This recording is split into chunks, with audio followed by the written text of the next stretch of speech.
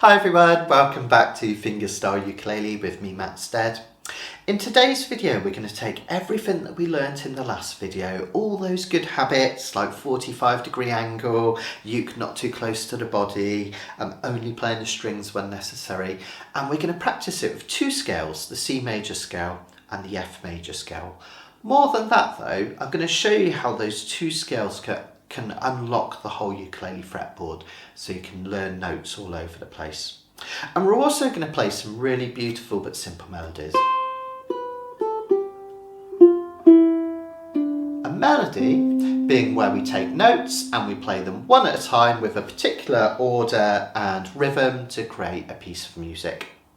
The other types of songs that we're going to look at later on are chord melodies, where we play chords and melodies at the same time. And most of the pieces that we play and most of the pieces in the book are going to be that chord melody style. But let's have a look at just melodies on their own first. And let's start with looking at a couple of scales. So the first scale we're going to learn is the C major scale. In fact, both of the scales that we learn today are major scales. And every type of scale, whether major or minor, has a particular set of intervals or formula and has a particular feel. The major scale is the bedrock of most modern music. It's kind of upbeat in feel, very straightforward sounding. For fans of Sound of Music, it's a do, re, mi, do, a dear, a female dear, re, a drop of golden sun. Don't worry, I won't sing the whole song. But quite a straightforward sounding scale. Now you'll notice on the sheets that this scale has a formula: whole, whole, half, whole, whole, whole, half. Now remember that good old chromatic scale we learnt in the last lesson, all of the notes that we can play in the Western world: C, C sharp, D, D sharp, E. Notice that most notes have a sharp or a flat in between them, apart from E to F and B to C. I remember, it's totally ridiculous, I remember that as because, B to C, because, elephant's fart, E to F. Every other note has a sharp or a flat in between it. Well, the major scale takes that scale and it plays those notes at certain intervals. Anytime there's what we call a whole step, it means two movements along the chromatic scale. So for instance, C to D is a whole step because we've got C, C sharp, D to get there, two movements along the chromatic scale. Anytime you make one movement, such as E to F, because there is no E sharp, we call it a half step. And we create these scales by combining these intervals together. So the C major scale starts with C. I'll teach it you in a second. Then it has a whole step to D, a whole step to E, a half step to F, a whole step to G, a whole step to A, a whole step to B, and finally a half step, you can see there, just one fret, to C again. And that's the formula that makes it up. Let's have a go at that. You've got this tabbed out on your sheets, but also as a scale diagram. That diagram is going to be really, really important in a minute. You can use either if you like. The squares on that diagram, incidentally, just tell you the roots, so a low C and a high C. Let's put together everything we learnt so far to make this sound really lovely. Remember, nice angle here, nice bridge of the strings. Let's play it Pima style. So any note that falls on the G string, actually none in this scale, you'd use your thumb. Index finger's going to pick up on the C string, middle finger on the E string, and ring finger on the A string. Okay, and we're going to keep that 45-degree angle. Uke is sitting on the lap. 45 degrees here. Remember, and this is crucial, as you play the fretted notes, to play towards the right hand side of the fret. Don't press too hard, okay? And only put your fingers down just before you need to play the note, and only touch the strings with this hand just before you play the note.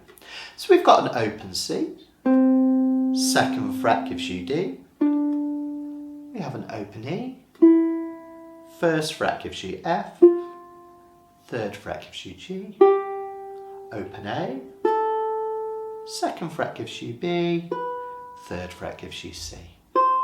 We can also practice that backwards. C, back to B, open A, 3rd fret for the next string G, down to F, 1st fret, open E, back down to D, 2nd fret, and open C. Now the way I want you to practice this is I want you to be really conscious of not pressing too hard and thinking about finger placement, and I want you to practice it by playing it upwards and backwards.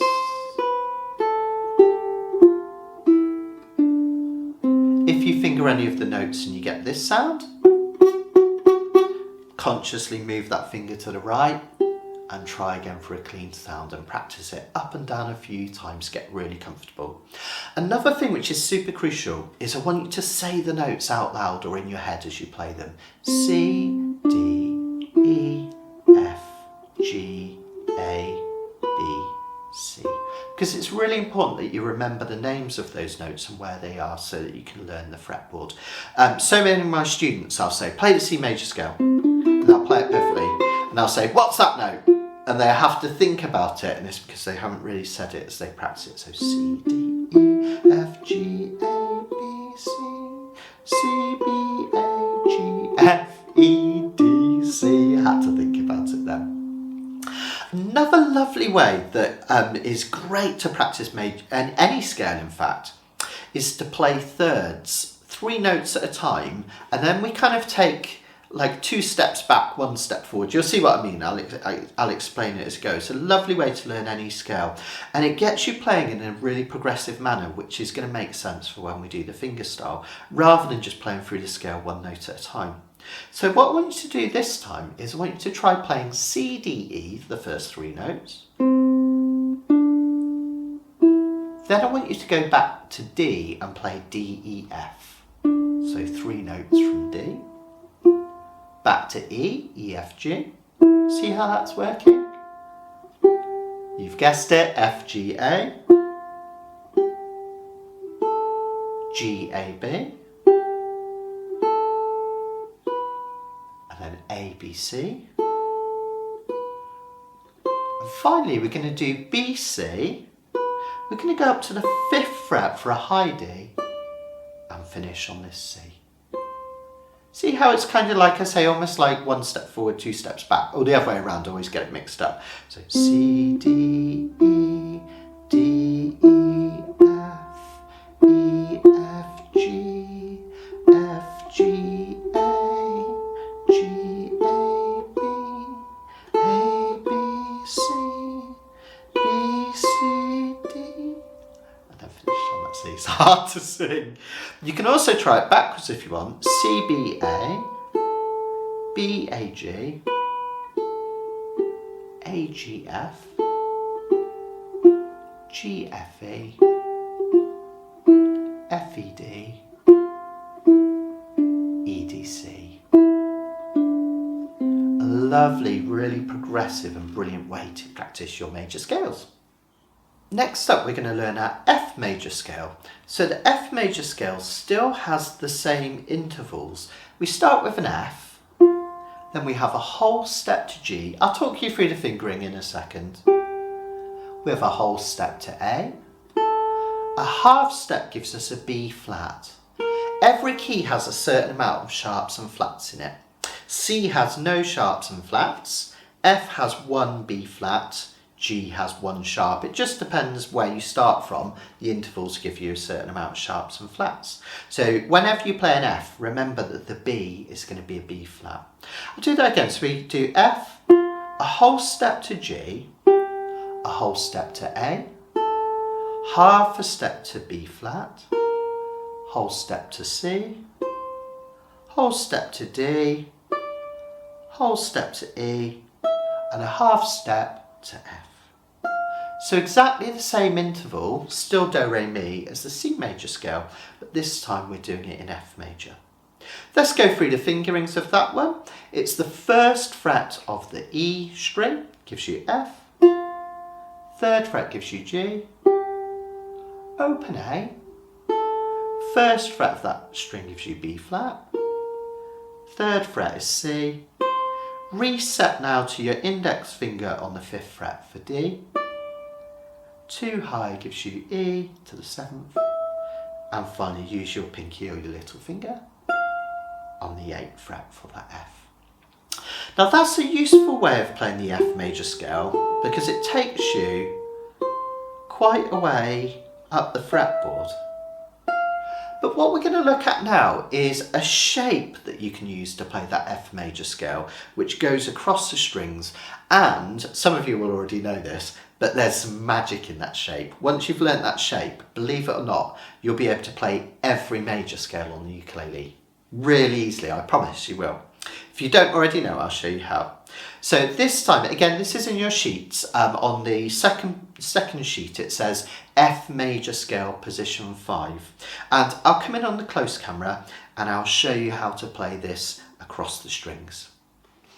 So this time when we play this F major scale, we're going to start with our index finger on the 5th fret of the C string, like so.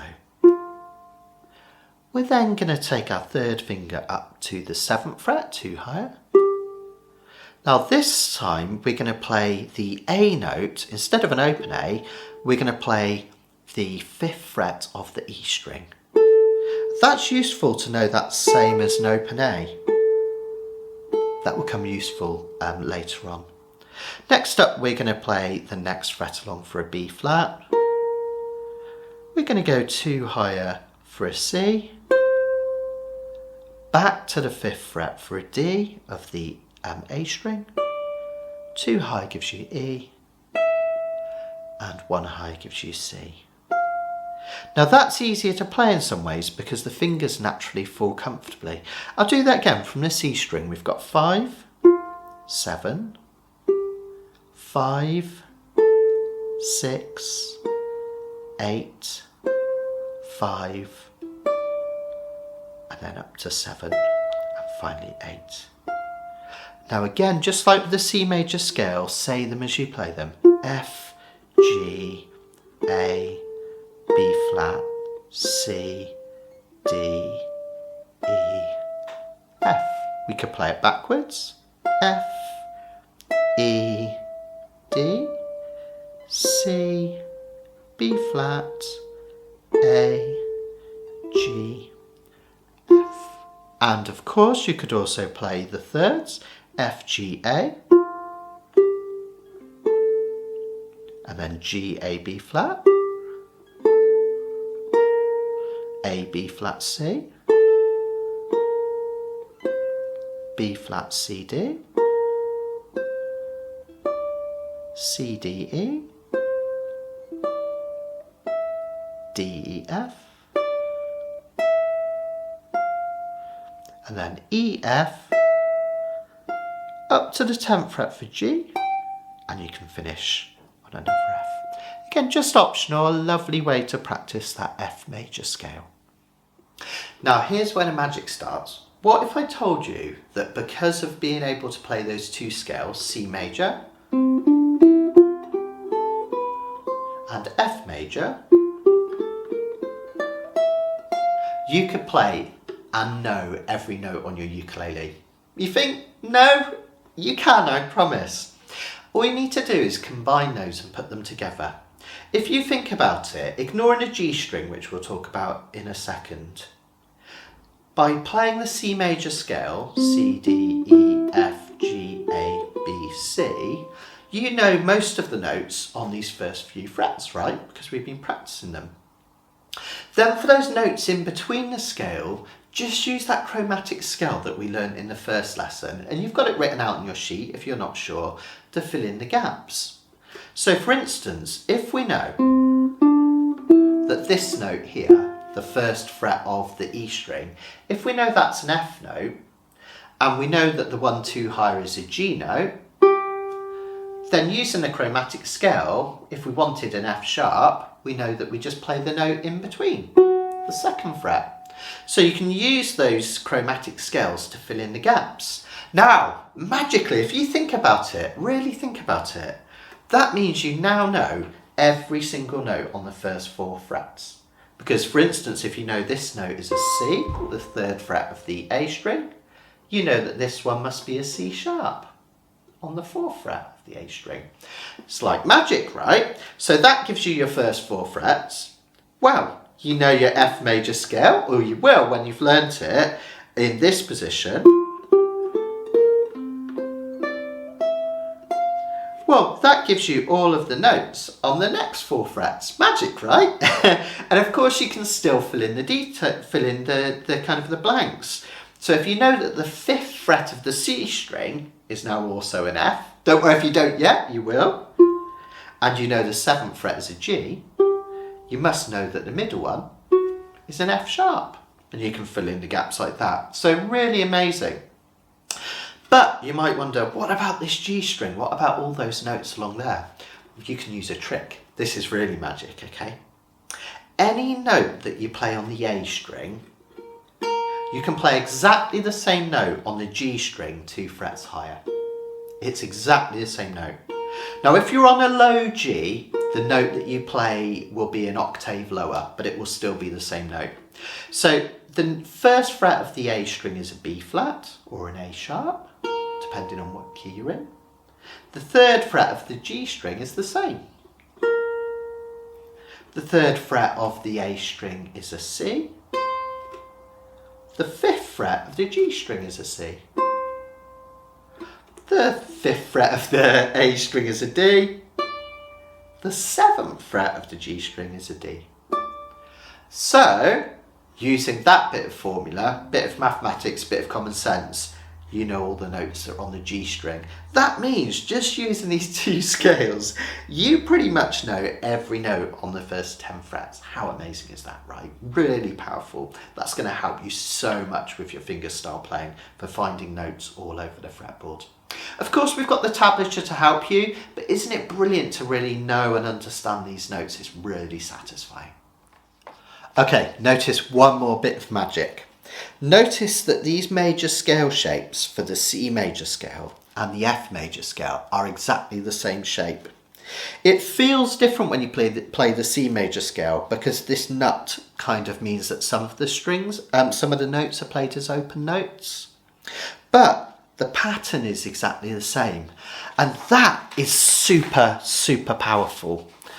Because remember I told you that the squares on these notes are the root notes, the note that the scale is named after. So for instance, the square in the 5th fret of the C string in the F major scale, the first one we start with in the F major scale, that has a square on. That tells you that it's the root F for the F major scale.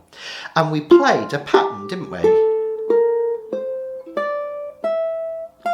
Now if I was to play the same pattern in open position, but instead of playing open strings, I actually put my finger to the left of the nut. Look, it's the same pattern. My fingers do the same thing. So that means that this scale shape is movable up and down. So you know, believe it or not, it's crazy to think, but you know all your major scales all over the place. Because if I wanted to play the D major scale, I would just start it from a D note, which we know now, because we're learning it, is the 2nd fret of the C string. If I use that same shape, starting in that position, D major scale. If I start one higher, D sharp major scale. If I start from the 4th fret of the C string, because that's E, C, D, E, that gives me the E major scale. Now that's super, super powerful. You can play major scales all over the fretboard. So let's do something interesting with these scales now. We're going to turn one of our scales, the C major in this case, into a melody by playing it backwards with a certain rhythm.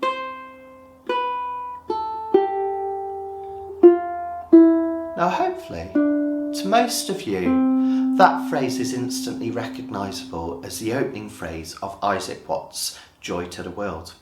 And it's interesting, Joy to the World is basically created by playing the major scale up and down in various orders.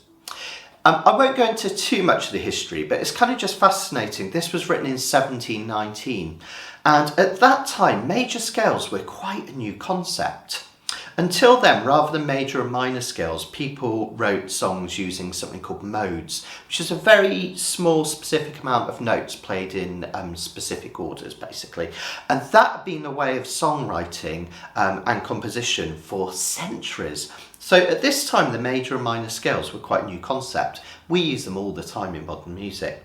So because of that, around this time, you find a lot of pieces of music which are based very closely on scales going up and down, major scales and natural minor scales. So anyway, let's take a look at it. First of all, we're just going to play that C major scale backwards. Okay, so just as a reminder, that's 3-2 off on the A string, C, B, A, 3-1 off on the E string, G, F, E, and then finally 2 off on the C string, low D and C. So that's C, B, A, G, F, E, D, C. And interestingly, I think if you play that phrase again and again,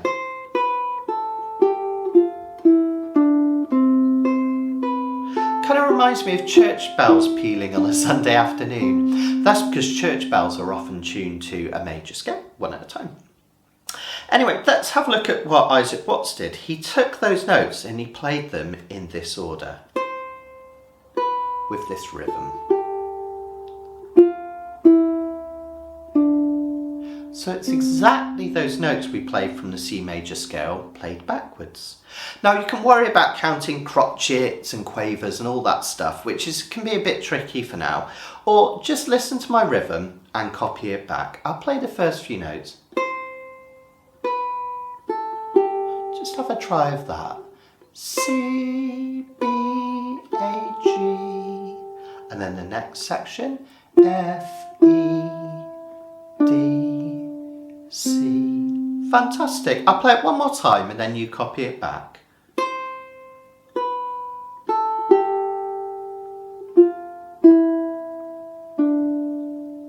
Together after 4, 2, 3, 4.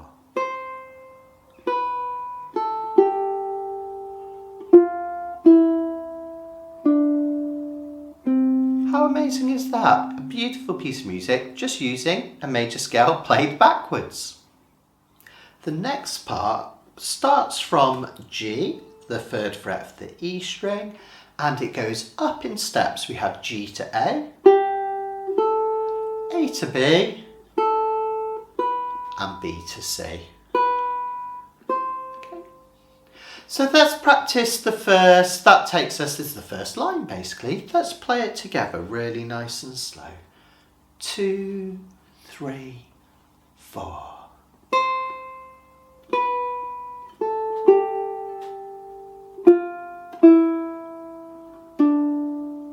Then G, A, B, and B to C. Lovely. Now as you play through this one, let's keep all those good practices, only play those notes just before you need it. If it sounds like this, you're touching those notes too soon, so nice and light picks, cycling those fingers into the hand, Pima style, just playing them when they're needed and taking it really steady. Let's do it one more time. 2, 3, 4, C, B, A, G, F, E, D, and C. Then we go up from G, G, A, B, B, C. Lovely. Now the next line we come back through the scale again, starting with 2 C's. C, C, B, A, 2 G's. See, that's going backwards through the major scale with a couple of notes doubled up. Let's try that again. C, C, B, A, G, G, F, E. Then it happens again. C, C, A, G, G, F, E. Yeah, see, you're getting it. Next bit goes up, but this time we start from E. This is the last measure of the second line. E, E, E, E, F, G. Next line, F, E, D, D, D, D, E, F. Lovely. Then we come down, E, D, C, a high C, a whole octave that jump, open A, and then the bottom line, G, F, E, F, E, a low D, and we finish with the root of the whole scale, the tonic we call it, that low C. Let's try that whole piece together. Come on, you got this, you got this. If you don't get it straight away, just watch the video a few times, practice it on your own, and then come back in and join in. It's a great way to practice those major scales, practice changing rhythms, thinking of everything we've learned. 2, 3, 4.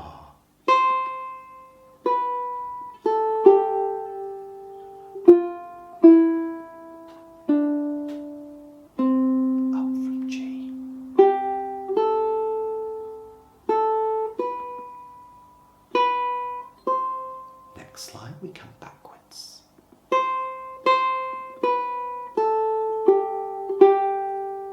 And again.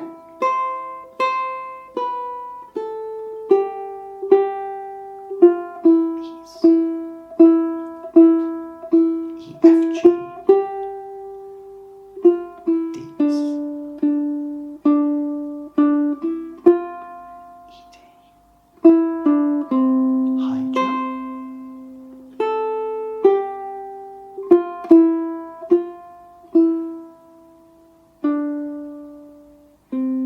Fantastic. You can play a C chord to finish off. So that's your first melody, a lovely way of practicing that scale. So now we've learnt it in the key of C, let's have a look at it in the key of F. Now your next sheet in your worksheets, we have the song in the key of F, and it starts high up here because we're starting with the highest note from the F major scale, which is the F note played at the 8th fret of the A string. Now, if you are doing this version, start with your little finger down here on the 8th fret of the A string because it keeps these other fingers free so you can bring them back through the fretboard. So we would start by picking the 8th fret of the A string, then we would come back to the 7th for E, to the 5th for D, and then reset your hand position, 3rd finger on C. We would carry on to a B flat now because we're in the key of F, open A, a G on the 3rd string of the 3rd fret of the E string, and then finally the 1st fret for F. So we're coming down from a high F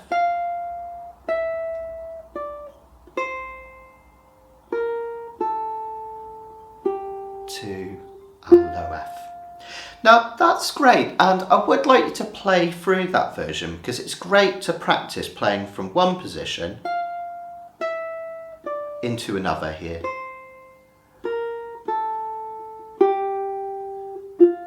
But there's a more clever way of playing this for economy of movement so we don't have to move about so much, using a movable scale shape. So remember that F major scale shape that we did earlier, starting at the 5th fret of the C string?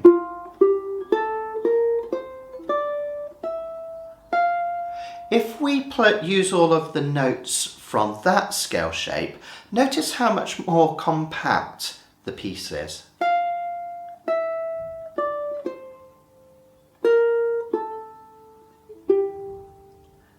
So that's the start of Joy to the World on your next sheets. All falls in the same 4 frets.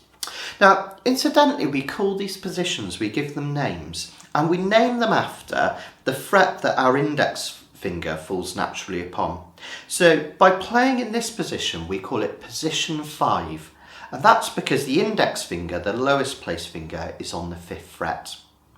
And for economy of movement again, to make it really comfortable and allow you to find those notes easily, when we play in fifth position, I want you to play any note that happens on the fifth fret using your first finger, any note on the sixth fret, second finger, seventh fret, third finger, and as you can imagine, the eighth fret, your little finger.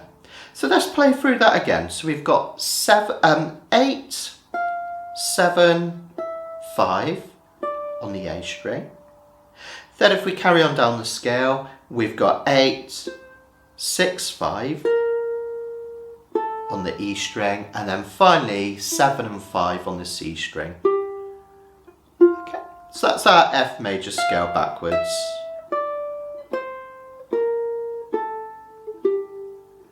Now if we put in the rhythm that we've already learned, we can play the opening phrase of Joy to the World in the key of F really comfortably in the fifth position.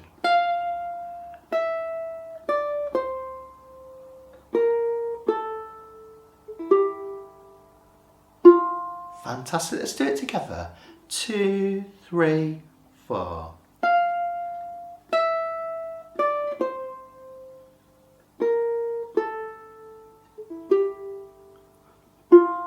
Okay, now here's the real magic, and this is the reason why I'm teaching you this piece. I know it's not necessarily the most exciting piece of music in the world, but it shows you a really neat concept.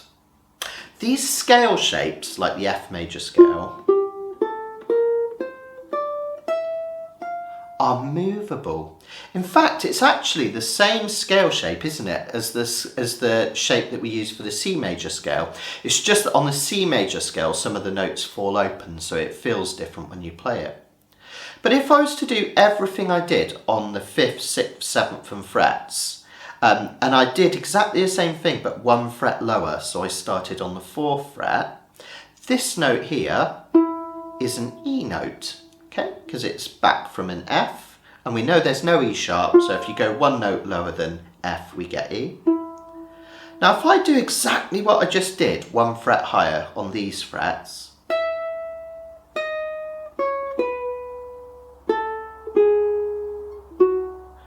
I have Joy to the World in the key of E. How magic is that? You can move these melodies and shapes up and down. If I play exactly the same thing I just did from the 2nd fret, I have it in the key of D.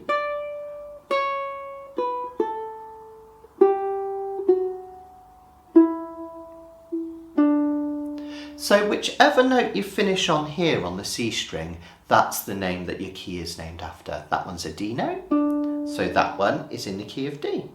Isn't that magic? You can move those shapes up and down. Later on in the course and for further playing, that's going to be really, really amazing. It's a great skill to learn. Now I'd like you to do one last thing this session if you could. Take your time with these, by the way, really work through these slowly. Some people will get those pieces straight away, some people it will require lots and lots of practice. I want you to really take your time with this course, work through each lesson in your own time, make sure you're really comfortable with the processes and the sound.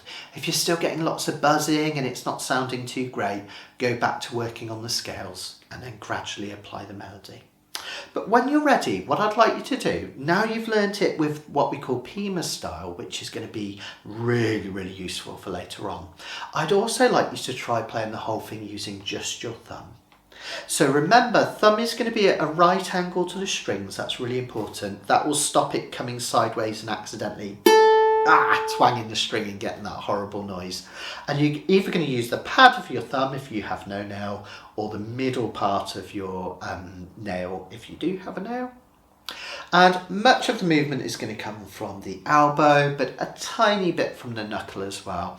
And if you strum roughly where the body of the uke meets the neck, you should be able to get a lovely warm tone.